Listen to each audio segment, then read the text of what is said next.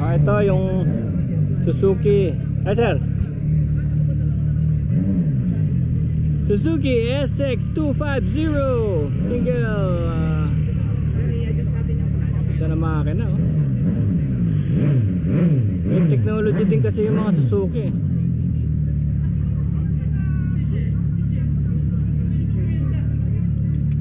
Magkano nga niya, sir? Magkano yung presyo? Magkano ngayon to? 229. Oh, pwedeng financing yan, oh. Ayun, ganda, oh. Bistrom. Ito yung Binyani Commander Daot, di ba? Nung sa mula Mindanao papunta Luzon. Ito yun, eh, 250. Tumatakbo na 100.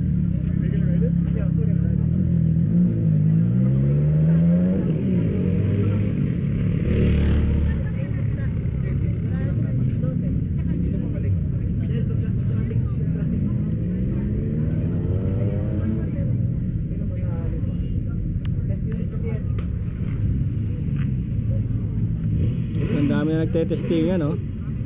May 2 hours pa kasi, 2 hours. Tsaka maganda mag-testing ngayon kasi hindi tayo sure tomorrow, eh. Nagbabadya, oh. Nakita na lang yung mga testing scenes natin. Nahirap din naman mag-video ng umulan. Marami na, dalawa na rin na testing ko, eh. Ito yung mga big bikes, kailangan talaga medyo mabilis, eh. Ganda ng tunog, ano?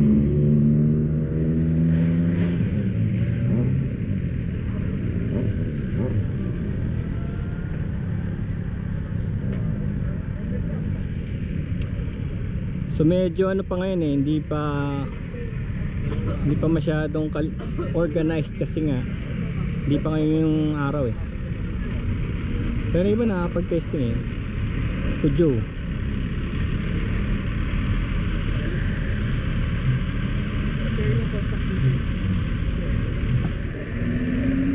MUTT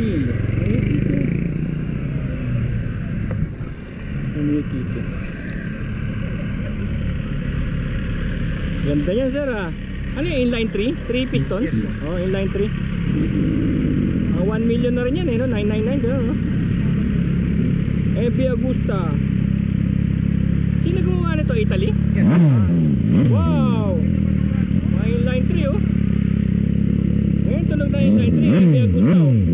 Brutale. Oh, that's the sound of Ebi Agusta inline 3.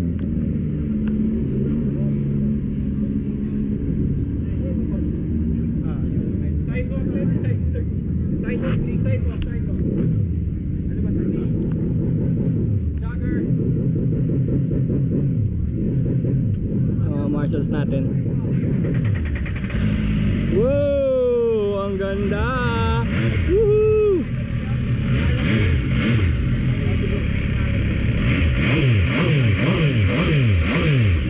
Iba rin yung tuning ng Brutale, no? Yung red. Iba rin, ano? Ah, ito yata yung Brutale pala. Turismo Veloce po yan. Turismo.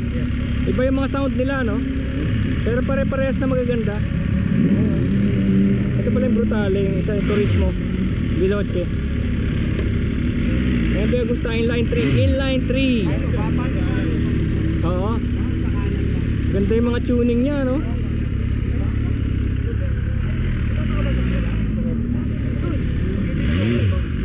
Hawak niyo rin ba yan? Kasama ng Django? Yes po, Motostrada. Actually, pwede ko palang testingin yan. Meron na akong waiver, eh. Different po yung waiver niya. Different? Pero pwede po. Ito? Sandali lang naman ako, eh, para sa video.